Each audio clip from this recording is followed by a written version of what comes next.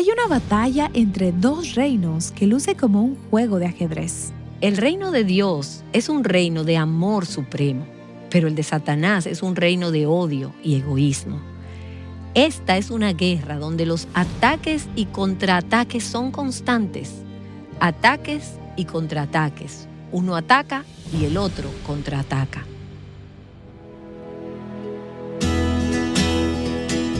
Estás escuchando Aviva Nuestros Corazones, con Nancy de Moss Wogemuth en la voz de Patricia de Saladín. Hoy, 13 de mayo de 2026.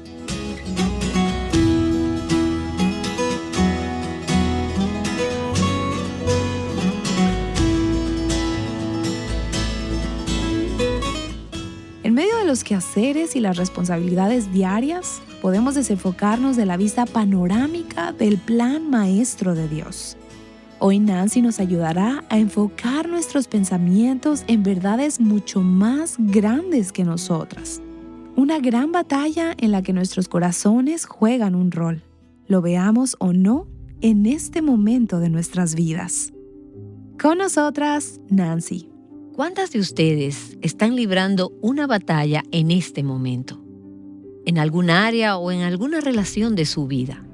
¿O van a tener que regresar a sus casas a enfrentar algún tipo de batalla? Si les pidiera que levantaran las manos, sé que habrían muchas manos levantadas. Bueno, y en un sentido, sé que es así. Y eso quiere decir que necesitamos lo que Dios ha puesto en mi corazón para compartir con ustedes esta mañana. Así que permítanme pedirles que abran sus Biblias en el último libro de la Biblia, en el libro de Apocalipsis, y vamos a ir al capítulo 12. Y mientras vamos ahí, déjenme recordarles que estamos viviendo en medio de un drama eterno, de un gran drama cósmico, y que no se trata de nosotros. Es un panorama mucho más amplio. Y muchas veces tendemos a perder de vista el panorama general, y es entonces cuando nos sentimos agobiadas por nuestras propias batallas. Y sí, estamos en una batalla, pero esta batalla es mucho más grande de lo que la mayoría de nosotras podríamos imaginar. Existe una guerra, existe un drama. Se está llevando a cabo una batalla en nuestro mundo. Y no sé si existe algún otro capítulo de la Biblia que dé una visión más concisa de esta batalla y de esa trama que el capítulo 12 de Apocalipsis. Y al ver este pasaje vamos a ver que hay 3 personajes principales en esta batalla. El primero lo vemos en el versículo 1. Y en un momento voy a leer el pasaje, pero déjame darte un vistazo general de lo que tenemos aquí. En el versículo 1 vemos que hay una mujer. Vemos también que esta mujer tiene una simiente, ella tiene descendientes. Así que un personaje en esta guerra es la mujer y su simiente. Y luego vamos al versículo 3 y vemos que hay un gran dragón rojo. Y veremos que este dragón tiene sus seguidores, sus ángeles.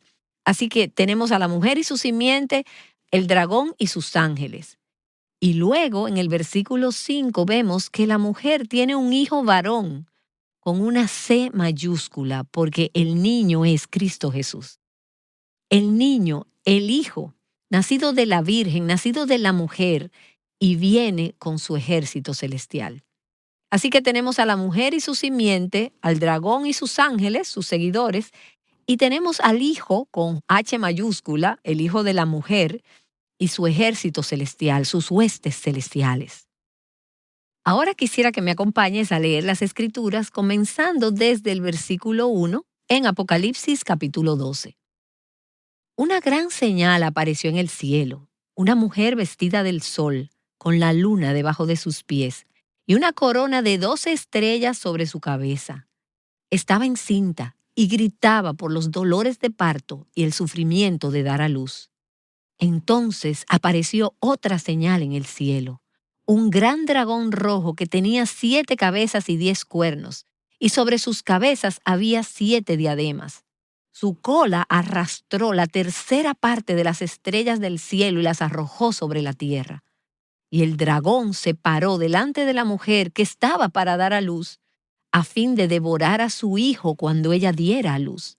Y ella dio a luz un hijo varón. que ha de regir a todas las naciones con vara de hierro.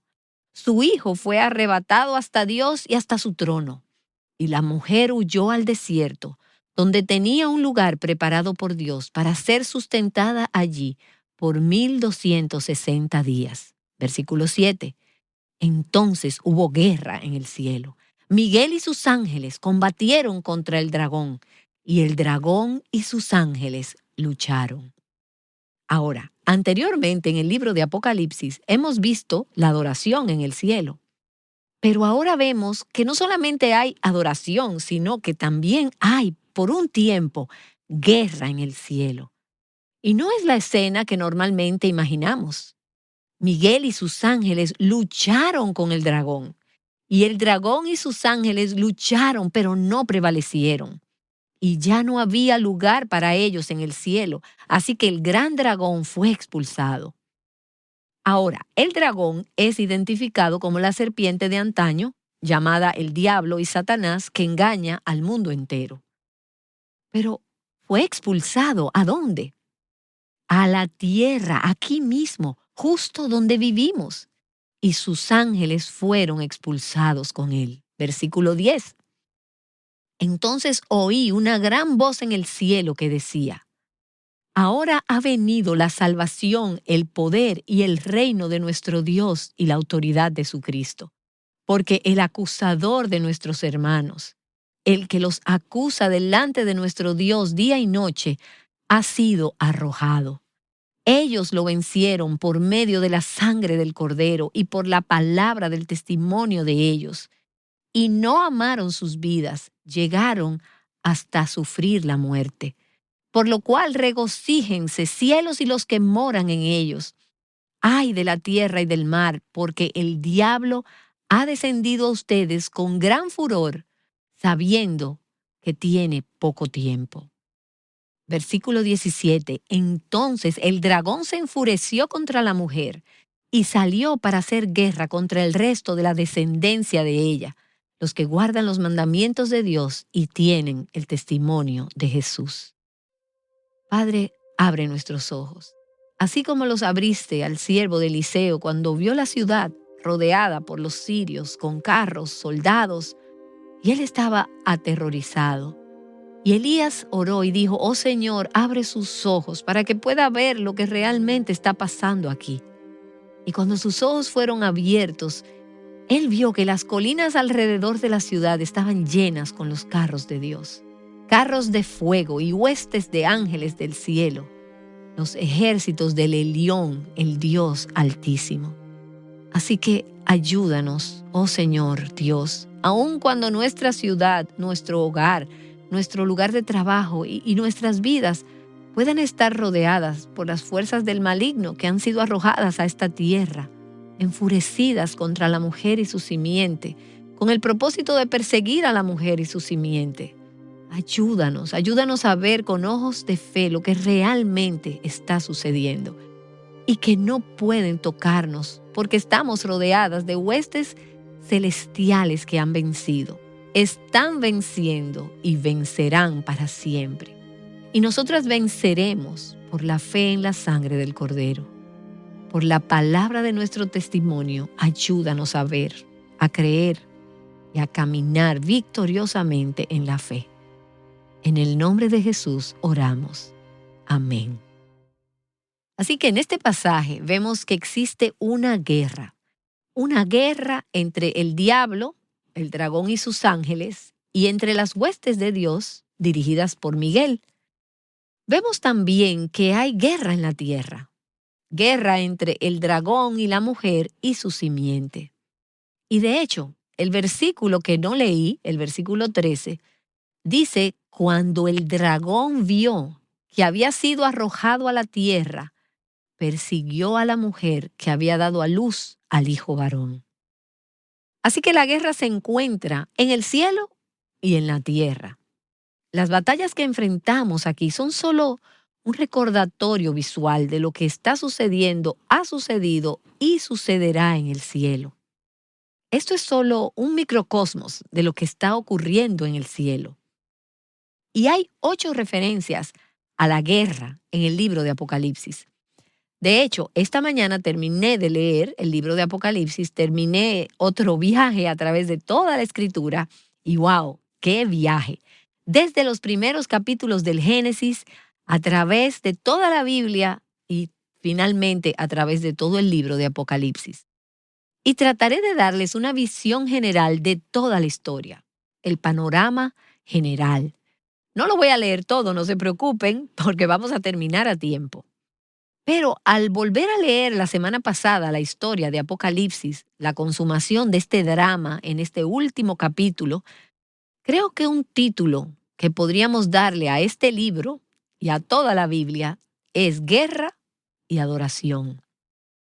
Guerra y adoración. Así que si quieres, revisa, lee con cuidado el libro de Apocalipsis y encierra las referencias sobre la guerra y luego haz un círculo a las referencias sobre la adoración. Y lo vamos a ampliar en unos momentos. Y observemos que esta guerra ha estado ocurriendo durante siglos, al menos durante 6,000 años. No es una batalla nueva. La Biblia nos cuenta la historia de este conflicto y nos dice cómo comenzó, cómo terminará y dónde encajamos nosotras en ella. Ahora, la historia comienza en el primer versículo de la Biblia. Génesis capítulo 1, versículo 1. Y leemos que dice, en el principio Dios creó los cielos y la tierra. En el principio. No en el comienzo de Dios, porque Él estaba desde la eternidad pasada, pero en el principio, cuando Dios decidió que el tiempo debía comenzar. Y Dios estaba ya allí. En el principio Dios creó los cielos y la tierra. Y vemos aquí a un Dios, Elohim, el Dios todopoderoso y soberano que es el creador, el controlador, el Señor sobre toda la creación. Él es el centro del universo y lo vemos creando los cielos y la tierra para su deleite, con el único propósito de que todas las cosas en el cielo y en la tierra lo adoren. Toda la gloria ya era suya, todo el poder era suyo, toda autoridad es suya. Todo fue creado por Él y para Él. Él creó los ángeles, creó al hombre, y todo con un único propósito: adorarle, para darle gloria, para darle honor. Ahora, ¿sabes que uno de esos seres creados en el cielo, uno de esos ángeles, se llamaba Lucifer? Y el nombre, Lucifer, significa portador de luz, significa el que brilla, estrella de la mañana. Habla de brillo, de brillantez, de luz. Y sabemos que Lucifer no tenía luz propia, más de lo que la luna tiene su propia luz. La luna realmente refleja la luz del sol. Así Lucifer no tenía luz propia. Nosotras no tenemos luz propia. Él fue creado para reflejar la gloria de Dios. Él era un portador de luz. Él debía estar en la presencia de Dios y entonces reflejar en el cielo la gloria, la belleza, la maravilla y el esplendor de Dios. Y en el libro de Ezequiel, en el capítulo 28, nos dice que Lucifer era el querubín protector. Y esto nos sugiere que tal vez él era el líder o uno de los líderes de la adoración del cielo. Y por cierto, si ustedes tienen algún rol, algún papel en la adoración en su iglesia, o en un grupo de estudio bíblico, o eres parte de un equipo de adoración, déjame decirte que esa es una responsabilidad increíble. Y oh, cuán doloroso debe ser para el corazón de Dios hoy en día que muchos de nosotros no reflejemos su luz y su gloria arriba en esas plataformas, enseñando, o en la música, o en papel de liderazgo, o en la adoración, sino que proyectamos la nuestra, buscando la gloria para nosotras mismas. Es algo absurdo, porque nosotras no tenemos luz propia. Y las Escrituras dicen que este querubín, este líder de la adoración del cielo, un día tuvo problemas con el yo. Él decidió que quería algo de esa adoración para él mismo. Él quería parte de esa gloria que solo le pertenece a Dios. Y entonces se hizo culpable del pecado de arrogancia y de orgullo. Y me atrevo a sugerir que tú y yo nunca somos más parecidas a Satanás que cuando buscamos la gloria para nosotras mismas, cuando caminamos en orgullo y buscamos nuestra reputación y un nombre para nosotras. Y en Isaías capítulo 14 se nos describe tanto la autoexaltación como la caída de Lucifer, ese querubín protector. En el versículo 12 dice: ¿Cómo has caído del cielo, oh lucero de la mañana, hijo de la aurora? Has sido derribado por tierra. Tú que debilitabas a las naciones, pero dijiste en tu corazón. ¿Y cuántas veces lo he dicho yo en mi corazón? Subiré al cielo, por encima de las estrellas de Dios levantaré mi trono, y me sentaré en el monte de la asamblea, en el extremo norte. Subiré sobre las alturas de las nubes, me haré semejante al Altísimo. Dios no será igualado por nadie, no por Lucifer, no por ti y no por mí. Y el siguiente versículo dice: sin embargo serás derribado al Seol. Humillaos bajo la poderosa mano de Dios, porque el Señor resiste a los soberbios, pero Él da gracia a los humildes. Humillémonos, porque a su debido tiempo Dios te exaltará, mientras tú lo exaltas a Él. Sin embargo, Dios dice, sin embargo, serás derribado al Seol, a lo más remoto del abismo. Y en su rebelión, como acabamos de leer en Apocalipsis capítulo 12, Lucifer llevó consigo 1/3 de los ángeles del cielo. Él inició una insurrección y consiguió que 1/3 de los ángeles se unieran a él en esta rebelión. Y en ese momento, Satanás se convirtió en el enemigo implacable de Dios. Desde ese punto hasta hoy, ha habido una guerra incesante y cósmica entre Dios y Satanás. Así que aquí tenemos 2 reinos opuestos. Un rey imperante que nunca ha dejado su trono y un aspirante a rey que está decidido a derrocar a Dios de su trono. Sus armas son exactamente contrarias las unas de las otras. La forma en que hacen guerra es contraria. Dios es el Dios y su reino es un reino de luz. El de Satanás es un reino de tinieblas. El reino de Dios es un reino de justicia. El de Satanás es un reino de maldad. El reino de Dios es un reino donde la sumisión es el arma por excelencia, pero el arma de Satanás es la rebelión. El de Dios es un reino de orden. El de Satanás es un reino de caos. El reino de Dios es un reino de vida y el de Satanás es un reino de muerte. El de Dios es un reino de esperanza. El de Satanás es un reino de desesperación. El de Dios es un reino de verdad. Pero como acabamos de leer en Apocalipsis 12, Satanás es el maestro de la mentira y él engaña al mundo entero. El reino de Dios es un reino de amor supremo, pero el de Satanás es un reino de odio y de egoísmo.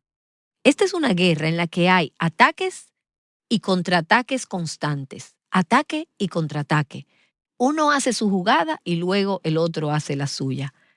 Y se cuenta una historia acerca de 2 hombres que entraron en un museo en Rusia donde hay un cuadro llamado Jaque Mate. Y la pintura es de 2 maestros del ajedrez sentados en una mesa alrededor de un tablero de ajedrez. Cuando los 2 hombres entraron en el museo, se dieron cuenta de que uno era un amante del ajedrez. Le gustaba y sabía un poco sobre el juego. Y él se encontraba de pie debajo de la pintura, examinándola cuidadosamente. Ahora, para aquellas que tal vez no sepan mucho de ajedrez, el juego se trata de atacar y contraatacar constantemente. Un jugador hace una jugada y el otro jugador hace su jugada. Y luego el primer jugador hace su jugada y el otro jugador vuelve y hace otra jugada. El objetivo del juego es atrapar al rey del oponente, capturarlo.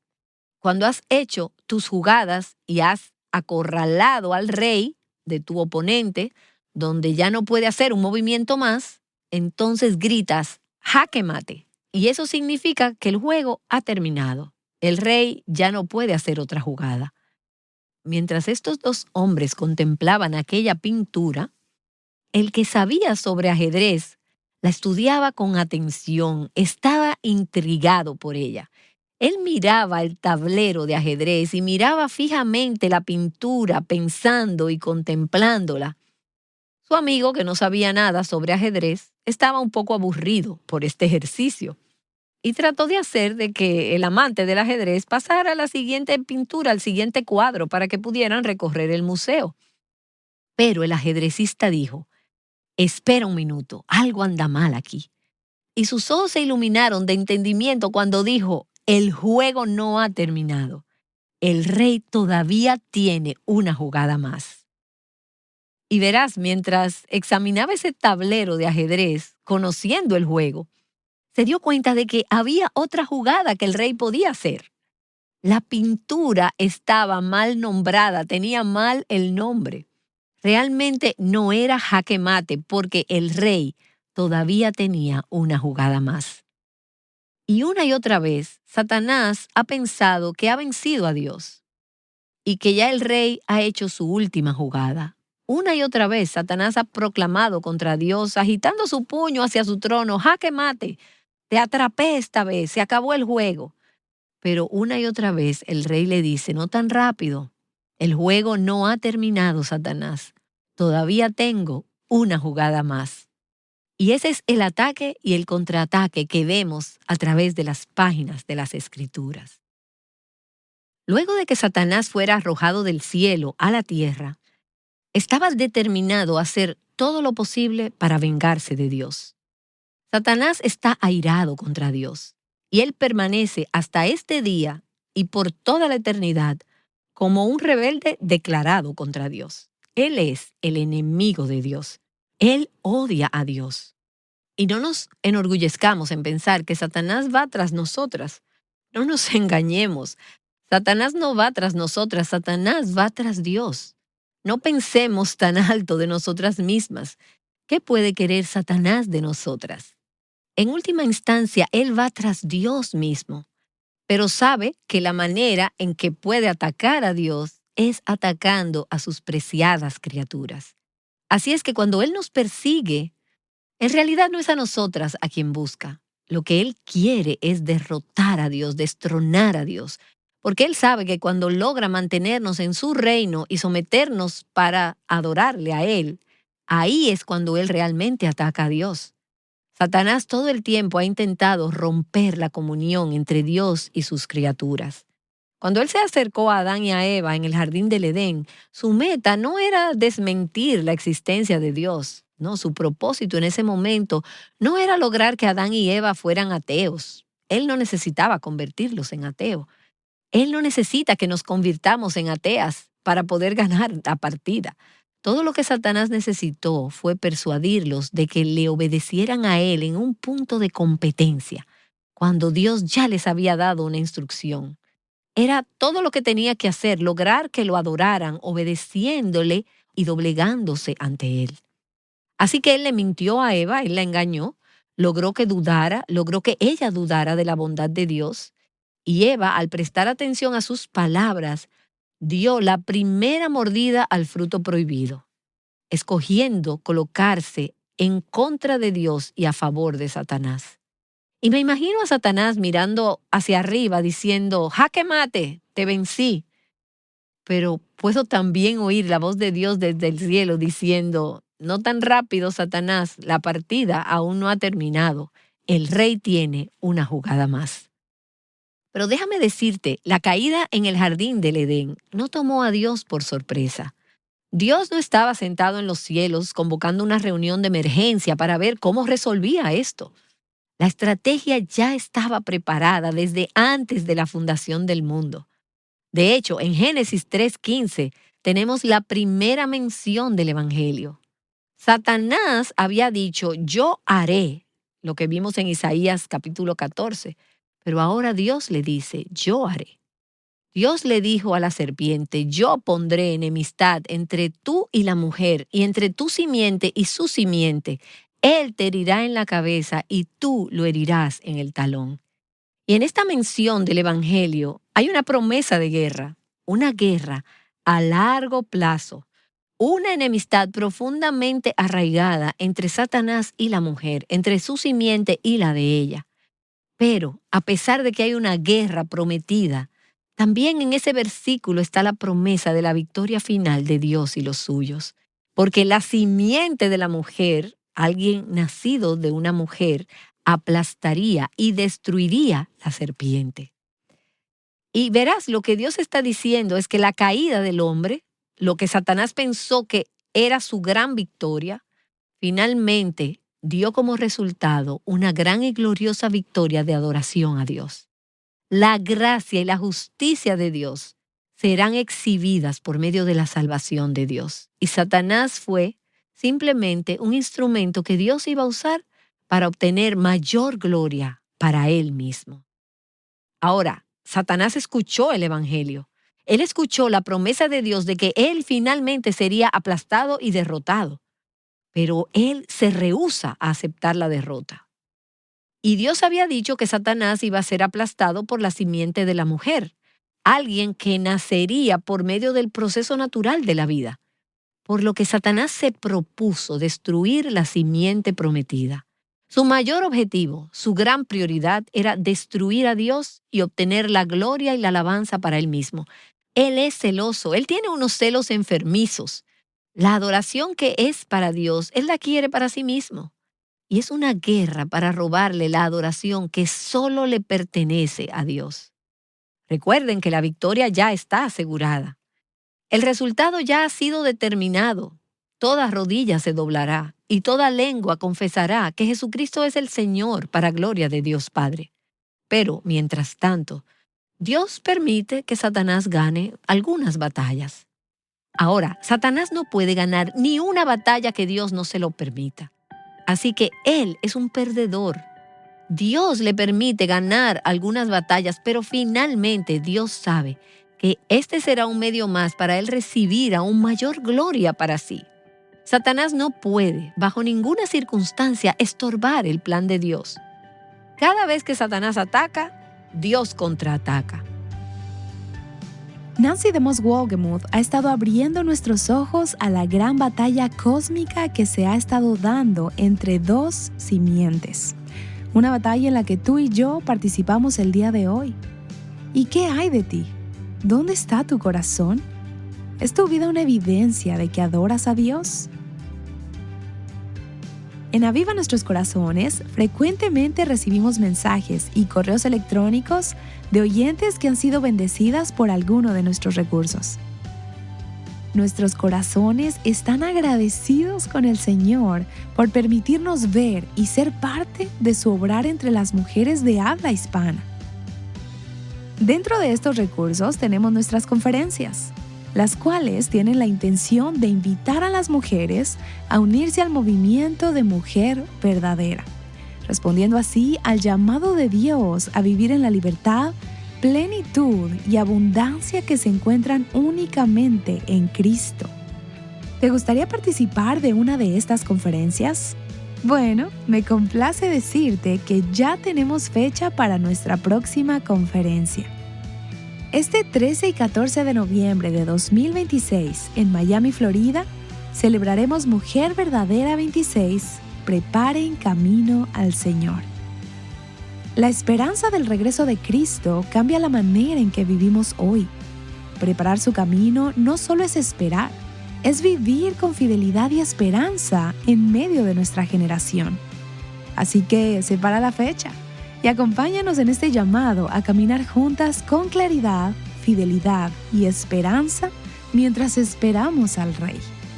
Para más información visita mujerverdadera26.com y mantente pendiente de nuestras redes sociales. La Biblia está llena de historias de ataque y contraataque.